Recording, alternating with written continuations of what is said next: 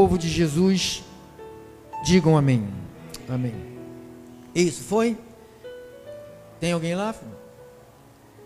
Então vamos aí para o estudo da palavra. O tema de hoje é: perseveravam na oração. Isto você vai encontrar primeiro Paulo escrevendo aos Romanos, capítulo 12, versículo 9 ao versículo 13. O tema de hoje é: perseveravam na oração. Romanos 12, 9 ao 13.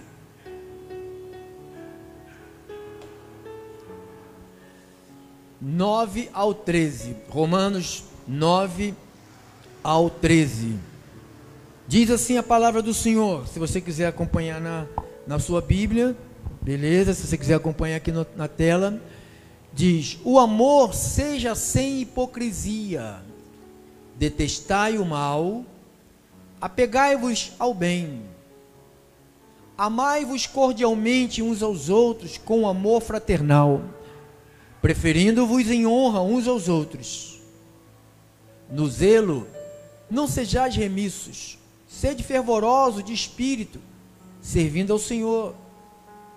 Regozijai-vos na esperança, sede pacientes na tribulação, sede pacientes na tribulação, na oração perseverantes.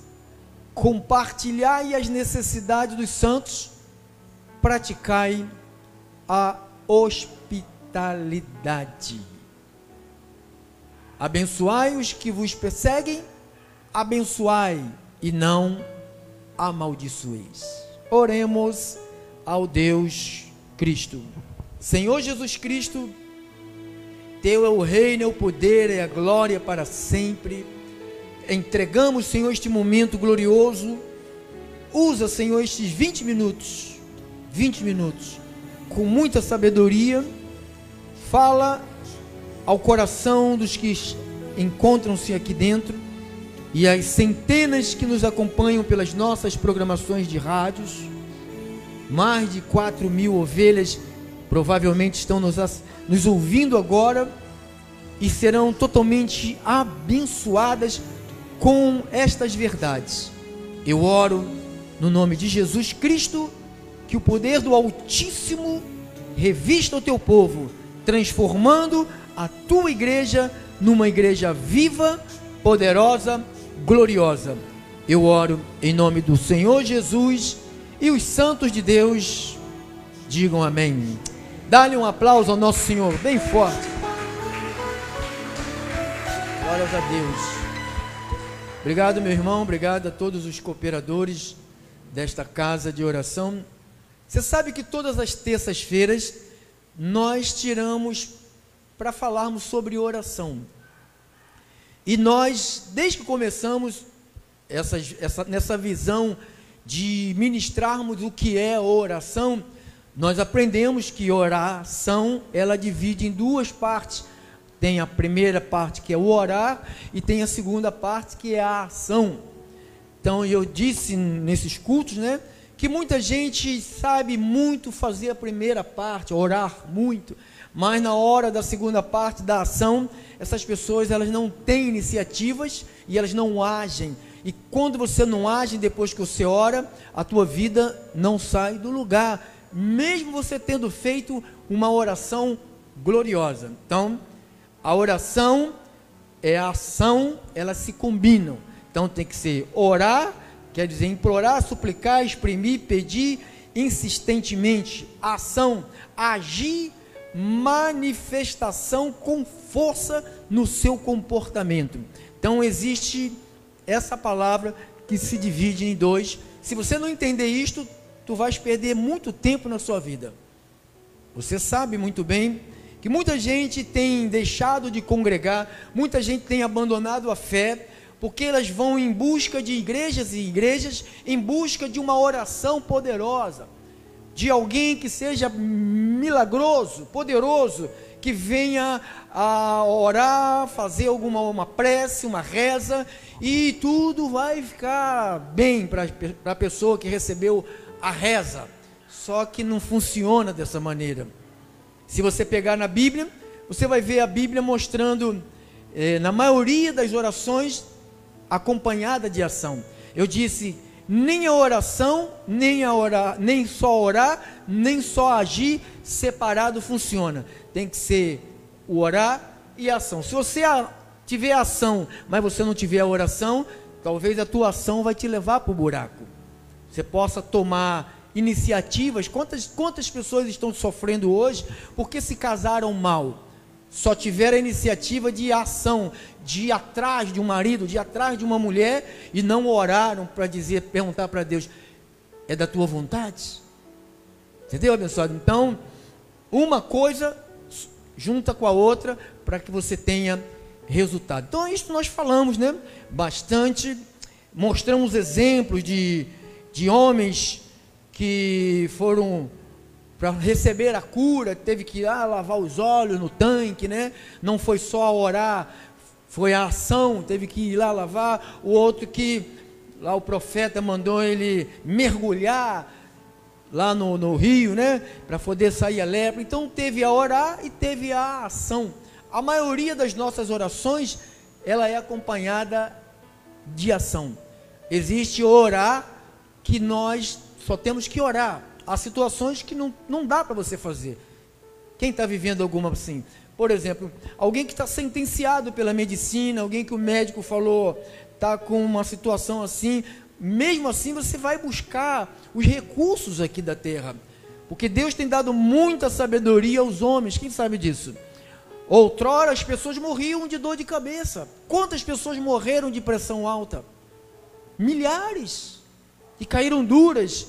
Hoje as pessoas vivem com vários tipos de enfermidades no seu corpo por causa da medicina, do avanço da medicina, porque o próprio Deus dá sabedoria para os homens para ajudar outros homens. Então, até aqui você entendeu que precisa de uma ação, entendeu? Então vamos aí ao assunto de hoje. O assunto de hoje está ligado ao Atos 12. Atos 12.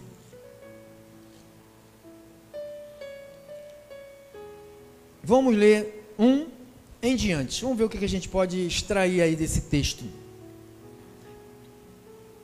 Atos 12, 1 em diante. Por aquele tempo, mandou o rei Herodes prender alguns da igreja para os maltratar, fazendo passar a fio da espada Tiago, irmão de João. Vendo-se isto agradável aos judeus, prosseguiu perseguindo a igreja, prendendo também a Pedro. E eram os dias dos pães asmos, a Páscoa. Tendo o feito prender, lançou-o no cárcere, entregando-o a 4 escoltas de 4 soldados cada uma. Diz que, se não me falha a memória, que cada escolta tinha 16 soldados, se não me falha a memória. Então diz que ele colocou quantas escoltas?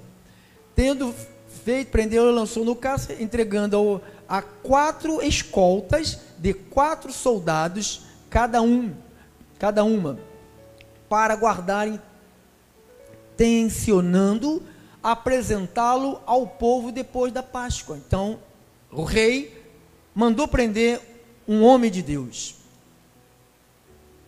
Pedro, pois estava guardado no cárcere.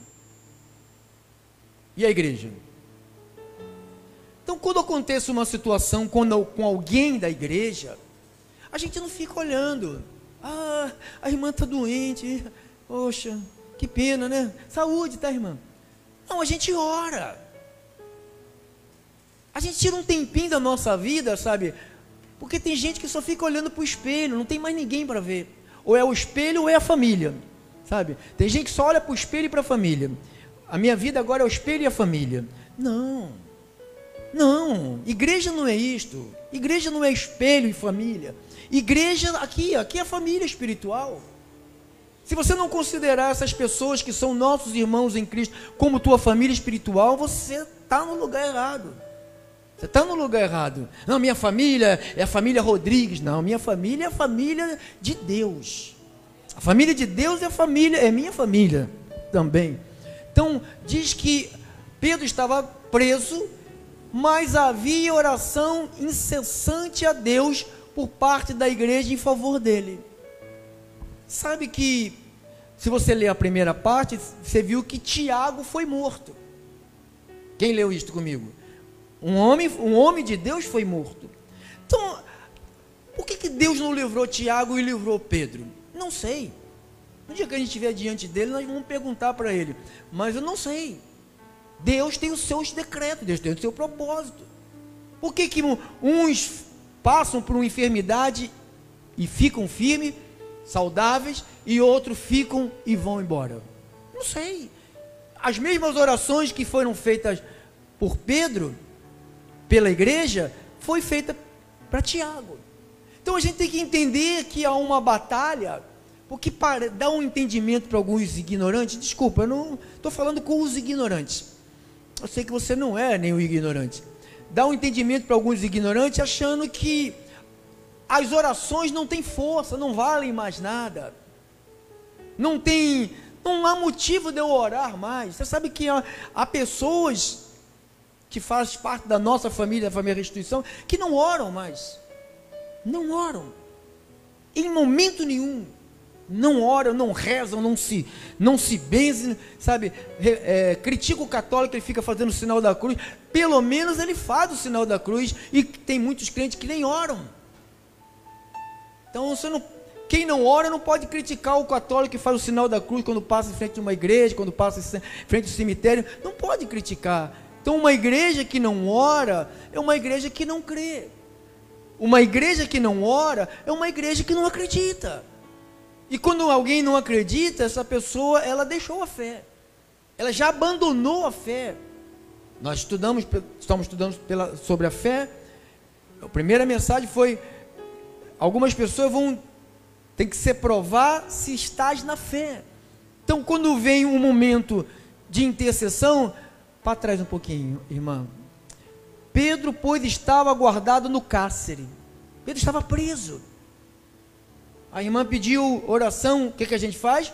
Vamos orar. O irmão pediu oração, vamos orar. Vamos ter um tempo para orar pelos nossos irmãos. Vamos ter um tempo para orar por aqueles que te pedem. Não adianta também você pegar o papelzinho e botar o nome de um monte de gente aqui e você mesmo não ter orado por esse papelzinho que você me deu. Eu não sou mais poderoso do que vocês. Vocês não são mais poderosos do que eu. Na realidade, ninguém aqui é poderoso. Poderoso é aquele que habita em nós. A Bíblia diz: e recebereis poder ao descer sobre vós o meu espírito. Então, eu me torno um poderoso, nós nos tornamos poderosos, quando o Espírito Santo passa a viver em nós. Quem tem o Espírito Santo gosta de orar. Você quer conhecer alguém que tem o Espírito Santo? Gosta de orar. Pastor, mas eu gosto muito da Bíblia, mas não gosto de orar. Então você não tem o Espírito Santo. Você não tem o Espírito Santo. Sabe, tem uma igreja aí que quando eles vão na casa das pessoas, se você chamar eles para orar, eles metem o pé. Quem sabe disso?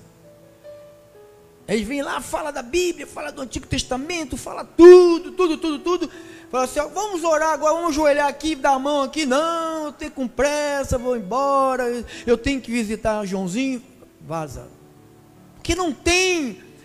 O que leva um homem ou uma mulher a falar com Deus, não é você se enclausurar dentro de um quarto, ficar dias e dias. Não estou falando disso, não estou falando de você virar Martinho Lutero, não. Estou falando para você e eu termos um momento de intercessão pelo outro. Ter um momento de pensar no Brasil. Muita gente está pensando que está bom o Brasil. Então muita gente está pensando o nosso país está sofrendo. E nós podemos passar por sufoco Aí aqueles que não gostam de orar vão viver de joelhos dobrados. E não vai adiantar não. Não vai adiantar você esperar chegar a coisa ruim para orar. Você tem que orar para repreender que chegue. Nós não temos que orar quando chega, nós temos que orar repreendendo para que não chegue, para que não avance. Não, vamos esperar. Não, não tem que esperar. Nós temos que orar. Nós temos que entregar a nossa nação. Está lá o povo pela rua aí, ó, lutando, porque eles sabem que pode vir daqui a pouco uma escravidão. O Brasil pode se tornar um país miserável, de comer cachorro. Guarda o teu, aquele grandão, vai dar um churrascão.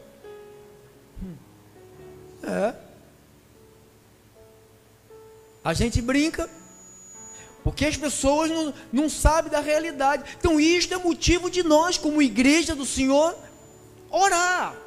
Eu vejo muitos irmãos nossos, irmãos, digo, não é daqui, irmãos cristãos, que abandonaram a Bíblia, abandonaram, só falar de política, só política para cá, manda política para lá, política para cá. Tem uns irmãos que eu falo, já mandei, vocês não são mais crentes não? Vocês não falam mais de Jesus, vocês só mandam de política. Ora, devia de vocês ficar enchendo a paciência do outro com política, só balelas, só palavras vãs, gente imitando a voz de outras pessoas, da mulher de Bolsonaro, imitando a voz de delegados, imitando a voz de generais, só com gravações, e a pessoa compartilhando. Não, irmão, não faça isso não. Vai orar. Vamos orar. Vamos derrubar, sabe, a corrupção, vamos derrubar o satanismo. Não vamos permitir que o palácio volte a ser a casa da Dinda. Quem lembra da casa da Dinda? Lembra da casa da Dinda? Onde o demônio se manifestava lá? Onde havia cultos satânicos, despachos, invocação do inferno. Não, nosso Brasil não pode, nós não podemos permitir, sabe, ficarmos, bendito seja eu e minha família, bendito seja eu e minha família.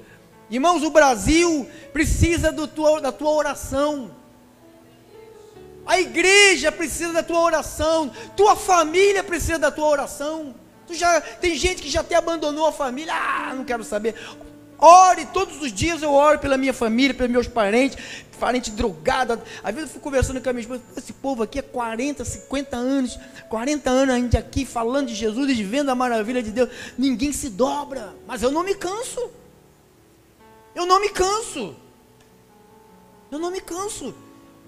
O homem se rendeu a Jesus na cruz. Então eu não vou me cansar, não sei quem são os salvos, não sei onde estão eles. Às vezes você pensa que é salvo, não é salvo, e quem não é salvo. Às vezes a gente vai ter uma surpresa tremenda naquele dia. Entendeu, abençoado? Então nós temos que orar pelo nosso deputados federais, sabe? Temos que orar pelo o homem que fica na frente lá, como é que dá o nome do deputado? Fica lá na frente lá, o presidente, né? Presidente da Câmara, isso, obrigado, irmão. Presidente da Câmara, presidente do Senado. Temos que orar. Você sabe por que está esse negócio todo aqui no Brasil? Você sabe por causa de quê? Porque nós tivemos um presidente da Câmara, dos deputados federais, da Arthur Lira, um grande covarde. E um outro covarde, o tal do Rodrigo Pacheco, lá do Senado. Por isso que nós estamos vivendo isso que nós estamos vivendo aqui. Se eles tivessem feito como deveria ter feito, o julgamento, a aprovação da eleição, voltou o teu nomezinho cair lá, não teria esse problema. O Brasil estava em paz. O Brasil estaria em paz, mas a gente bota pessoas no poder e a gente não cobra. São covardes que está deixando o Brasil desse jeito. E gente com ficha suja, comprovado, 3 instâncias condenado por 20 juízes, está lá e uma manobra do STF soltou uma pessoa. Isso tudo é demônio, amados. Isso tudo é crasta de demônios. São gente ruim, possuída pelo inferno, que só será combatido com a oração dos santos. É os santos que vai derrotar essa gente, irmãos. É os santos de Deus que vão derrotar essa gente. Estamos vivendo uma ditadura. Você não pode falar nada. Um monte de gente que fala a verdade, sendo as suas contas canceladas. Quem sabe disso? Quem está acompanhando essas coisas? As suas contas canceladas, não pode mais defender o certo. Mas eles vão lá para os Estados Unidos gastar, tomar champanhe. Foi xingado lá, os do STF, foi lá. Quem viu? Foi xingado, agredido lá. Eu tinha vergonha, irmãos. Essa gente, que nós que sustentamos essa turma toda. Quem paga salário para eles somos nós. Eles não geram dinheiro. O Estado, governo não gera dinheiro. Quem gera dinheiro somos nós. Nós, os trabalhadores, os empresários, as donas de casa, o pessoal que trabalha na faxina, quebrando pedra. Somos nós. Eles vivem às nossas custas. Então nós temos que orar para destronar. E são demônios, irmãos. São demônios que estão se apoderando da nossa nação. E nós temos que derrotá-los, sabe, não com pedra, nem com pau, nem com tiros, mas com orações. O demônio vai sair, vai cair no nome de Jesus. Então, é como você, por exemplo, você tem um time de futebol, vamos colocar assim, o Flamengo jogando com o Bangu. Quem vai ganhar? Flamengo. Agora, se o juiz estiver do lado do Bangu, aí o jogador do Flamengo vai, aí o cara derruba o jogador do Flamengo, o cara dá pênalti contra o outro. É assim que acontece. Então não adiantou nada, sabe? O juiz se meteu no jogo a favor de alguns. Sabe por causa de quê? Porque querem que o mal continue a tomar conta da nossa nação. Irmãos, em nome de Jesus, tire um tempinho para orar pela tua pátria. Ore, 5 minutos, 2 minutos, 1 minuto, mas ore. Não pense que a vida vai se tornar flor para você porque você é crente. Se você não estiver envolvido, Pedro estava guardado no cárcere, mas havia oração como? Incessante. Pastor, eu orei mês passado, agora estou vindo hoje, agora só daqui a 60 dias que eu volto no culto de oração. Poxa, olha aqui, como é que é a oração? Incessante. Não posso porque eu tenho que ir na festinha ali, eu não posso para oração porque eu tenho que ir ali no churrasquinho, eu tenho que ir no desfile de moda, eu tenho que desfilar não sei aonde, eu tenho que ver não sei o que. Isso não é igreja, irmão. Igreja é séria. Igreja é coisa de Deus. Igreja, ela vive no mundo espiritual, matéria, mas o que comanda a nossa vida é o espiritual. Basta uma palavra. Ele fala, basta uma palavra. Então se a igreja começar a soltar palavras, começar a mandar a palavra, irmão, não há demônio que resista à palavra que sai da boca da igreja de Jesus Cristo. Você tem que acreditar nisto. Você tem que se unir comigo. Eu quero que você se una comigo, irmãos. Não adianta você falar, um monte de falso, um monte de gente enganadora. Você tem que estar comigo. É a sua igreja para não se ausentar. Eu preciso de ter resposta da igreja para estar junto com o seu pastor. A gente está numa batalha, estamos numa batalha da heresias, estamos numa batalha de idolatria, estamos numa batalha de feitiçaria, nós estamos numa batalha, nós estamos dentro de uma guerra. Não há tempo para ficar soltando foguetinho e ficando brincando, vendo seriado, 300 horas de seriado. Não há mais tempo para isso não. A batalha está chegando ao fim. E os guerreiros de Deus não vão se render. Os guerreiros de Deus vão orar, como fizeram ali, e havia incessante, oração incessante a Deus por parte da igreja em favor dele. E quando Herodes estava para apresentá-lo naquela mesma noite, Pedro dormia entre 2 soldados, a igreja, e acorrentado com 2 cadeias e sentinelas, a porta guardava o cárcere. E eis, porém, que sobreveio um anjo. A igreja estava orando, aí o anjo veio. Porém que sobreveio, o anjo trabalha quando você fala, irmão. Você tem um anjo do teu lado e você não fala, você não ora, você não fala nada. Você deixa as coisas tudo acontecer e você não abre a boca. Tem que falar, tem que começar a falar. As coisas vão acontecer quando você começar a falar. O anjo, ele segue uma ordem da palavra. Se você não fala, ele não anda. Então diz que quando a igreja começou a orar, o que aconteceu?